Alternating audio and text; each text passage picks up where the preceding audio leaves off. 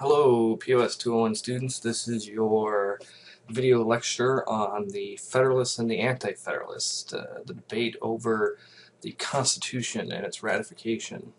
So, what you have when the Constitution comes up for ratification, they needed 9 out of the 13 states to ratify it, and it also required a number of state conventions to come together to ratify the Constitution. And the Constitution actually came as quite a shock to many people. All of a sudden 55 of the wealthiest, most famous people in the country come out with this document and say, hey, this is your new form of government, and we want you to jump on board. Well, not everyone thought that the Constitution would be a good guarantee of freedom, and so there was a lot of opposition to ratifying the Constitution. And so this sparked quite a debate between two groups. One group that essentially forms the basis of our first political party, the Federalists, and then their opponents, the Anti-Federalists, and each kind of represented two different groups within the country, and we'll talk about that more as we come up. But first, let's talk about the Federalists. The Federalists, in defense of the Constitution, write a series of 85 essays called the Federalist Papers, and the primary authors were James Madison, Alexander Hamilton, and John Jay. Other notable Federalists were people like George Washington. And there's a couple concerns, and I wanted you guys to read the Federalist Papers 10 and 51, and that's what I'm going to talk about here. But some of the concerns that the Federalists felt that they were trying to address with the Constitution were the dangers of faction and political ambition. And what they argued was that what they came up with at the Constitutional Convention was a pragmatic solution for these problems that are inherent in human beings, inherent in our human nature. Alright, so Delegate Philosophy. Human beings are a lowly creature. If all men were angels, there would be no need for government. Something James Madison said. So inherently we're self-interested. Remember, we get that from Machiavelli and Hobbes. Ben Franklin, there are two passions which have a powerful influence on the affairs of men, the love of power and the love of money. And so what they were trying to do is create a system of government that would balance and contain the extremes of human nature, particularly those who have a love of power, the problem of political ambition. And so the other problem, political faction, have to be wary of this. And what are the causes of faction? Well, there are many. James Madison wrote in one of the Federalist Papers that you're going to read, it's those who hold property versus those that do not. And remember, this is what we get from Aristotle. Two main factions within society are the rich versus the poor. And as Aristotle and James Madison both argue, what's the danger if one faction gains too much power? The wealthy tyrannize the poor, or the poor tyrannize the wealthy, then you have a perverted form of government. And when government is run by these factions, they are prone to instability, tyranny, and violence. And so the goal of the Constitution is to reduce the problem or the effect of factions. Alright, and then of course the idea of our natural rights are in there as well. Morris of Pennsylvania, representative from Pennsylvania, preservation of property was a principal object of government. And as we've talked about before, these are the economic elites. The Federalists and what they did at the Constitutional Convention represent the elite of the country, and so some argue that they were just protecting their own interests after Shays' rebellion, and they wanted to protect themselves from the unruly mob. So this becomes a sticking point for the Anti-Federalists later on, because they basically come out and say the Constitution was drafted by 55 of the wealthiest people in the country. Clearly they don't have the poor in mind or the little guy in mind, or anything like that, or the common man. Alright, so they wanted the nature of government to be, you have to set power against power, so no one faction dominates. Must create balance. Again, something we get from Aristotle, the idea of balance, creating a mixed system of government to ensure that no one faction gains too much power. The extremes of society don't gain too much power. And the way you do that, separation of powers, limited government, checks and balances. For them, this is the only way to prevent tyranny. Not just the tyranny of one, but the tyranny of the majority. Alright, so let's talk about Federalist Papers number 10. This is what lays out, this is the paper that lays out and explains why faction is a problem. They argue that the cure to faction is the Republican form of government, the representative system of government. You have to deflect the passions of people, the passions of the majority. As we talked about in class, tyranny of the majority is a problem because if the majority, they can be led astray by a charismatic figure, they can sometimes be wrong, or they can use their majority power to take away rights from a minority group or a minority opinion.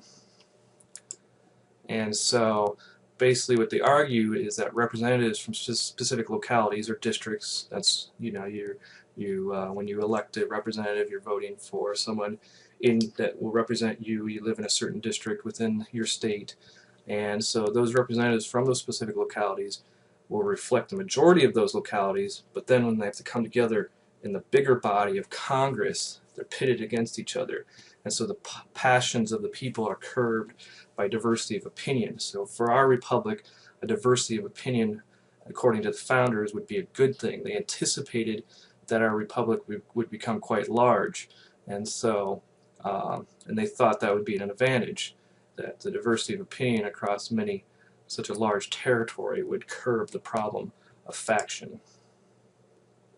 So why do we have factions in the first place? Well, because human beings naturally develop mutual animosities towards one another, differences of opinion, religious differences. We like different leaders, you know. So this is just inherent to human beings. It's part of our human nature. Madison said, well, what we really need to focus on are economic interests, wealth creation, commercialism, because the economic issues are compromisable. And so therefore, if people are focused on economic issues, then those are factions you can deal with. You can compromise on those. People don't really compromise on their religion, their religious beliefs, or things like that. Like just think of the abortion topic, for instance. Alright, so founders said the more factions, be more stability if these factions were dedicated to economic interests. So the idea was create a large commercial republic with pluralism or a plurality of interests.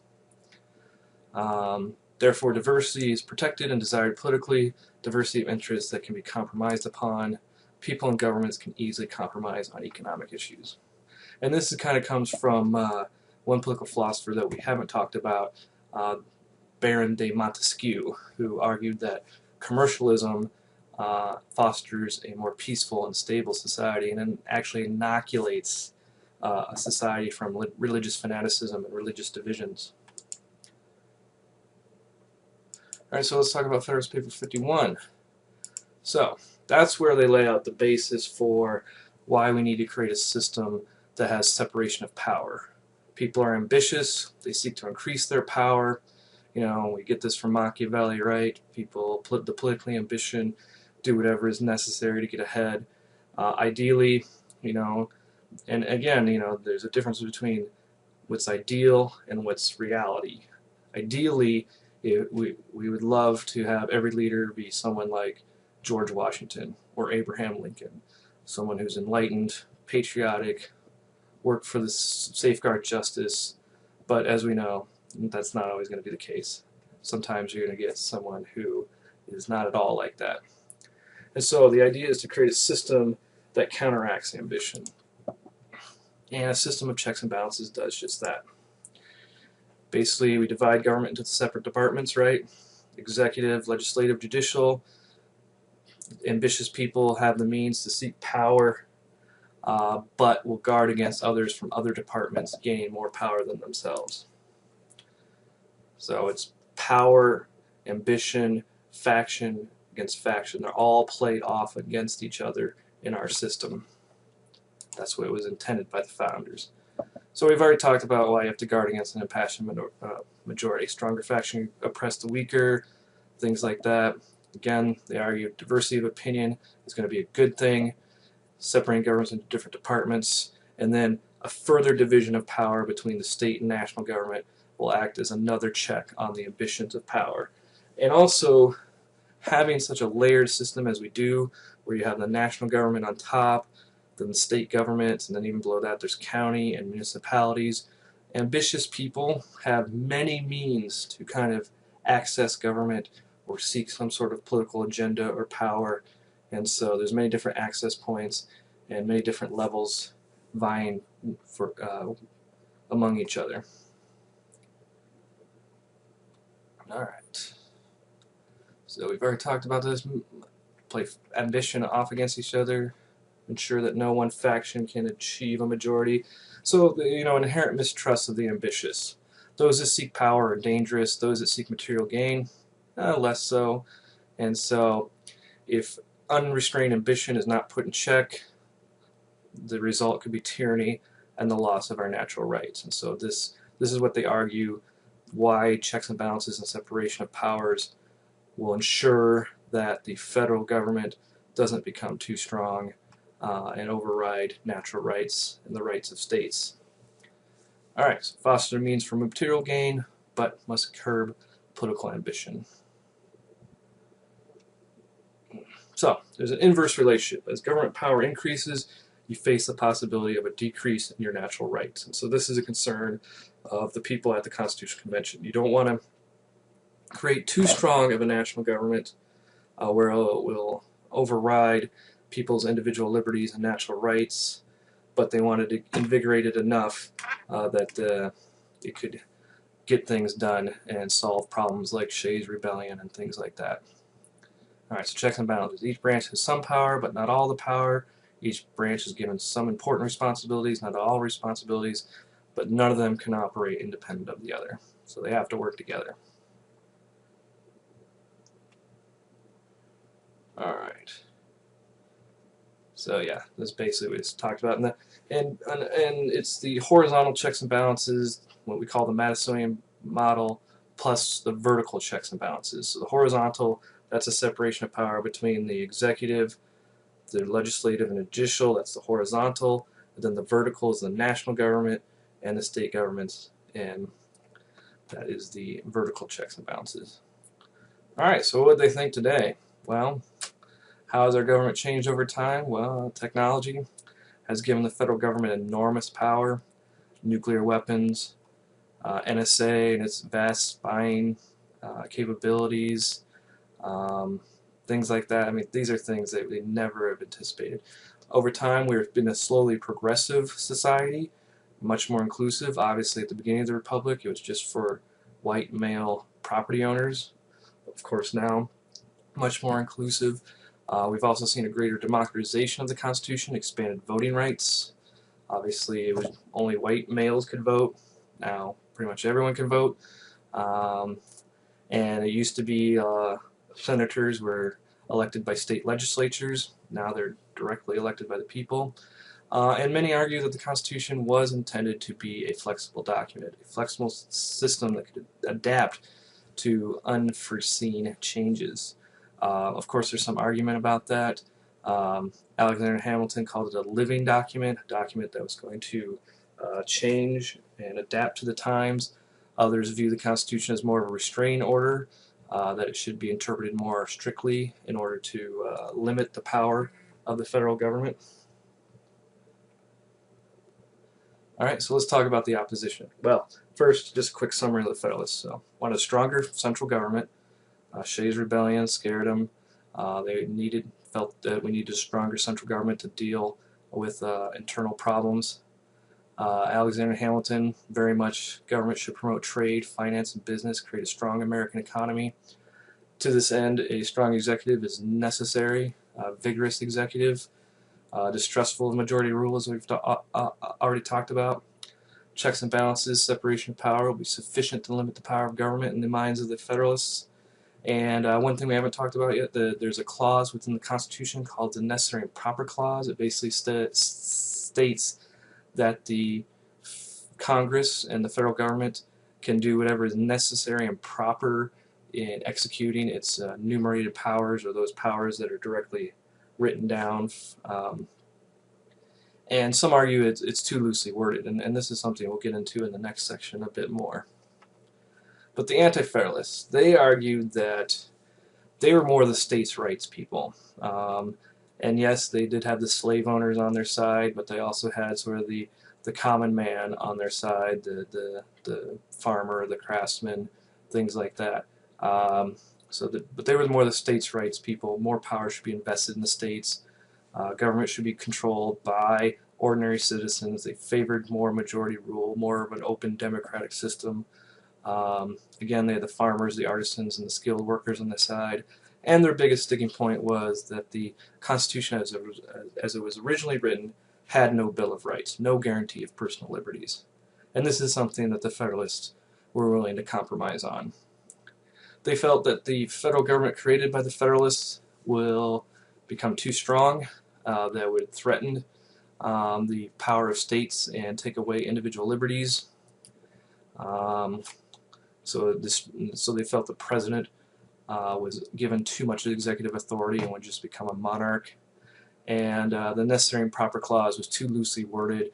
Anything can be identified as necessary and proper in executing certain powers, so they thought that would give the federal government too much leeway to increase its power over states or over the individual. And in some cases the criticisms were correct, and we'll discuss that more in class. So they honestly believed that the new document was an enemy to freedom, too much power granted to the executive. They believed the document only served the interests of the economic elites. Amos Singletary of Massachusetts, he was a famous anti-federalist. He's quoted as saying, "These lawyers, men of learning and moneyed men, expect to get into Congress themselves so they can get all the power and all the money into their own hands." So again, they think it's an elite-based document that is only going to serve the interests of the elite of the country and not the common man. And of course, without a Bill of Rights, that kind of reinforced that view. Alright, the Federalists, though, as we talked about, they argued a plurality of interests would flourish in a large republic and no one interest would dominate fully. Anti-Federalists believed the Republican form of government would not function in a large republic. National power would eventually become too centralized. Federalists preferred the Republican form of government over the Democratic form. Eventually, the Anti-Federalists would coalesce under Thomas Jefferson to form what is perhaps the precursor to the Republican Party, the first Republican Party. They were known as the Democratic Republicans. Jefferson himself believed that the virtues of a democratic freedom would be nurtured in an agrarian agricultural society. So what he envisioned was a republic or a democracy of farmers working the land, and that would foster the virtues of the democratic man. Something he probably got from Rousseau. And it might have would have influenced him to make the Louisiana Purchase when he was president. A lot of good farmland was acquired with the Louisiana Purchase. Alright, and then finally, this is just a table that kind of summarizes what we've been talking about, the basic differences between the Anti-Federalists and the Federalists, who supported them, and basically what their essential differences were. For instance, one interesting thing about the Anti-Federalists is they favored term limits. Someone mentioned that in class, versus having career politicians, and this is something we can discuss in class again. But anyway, thanks for listening, and I'll see you soon.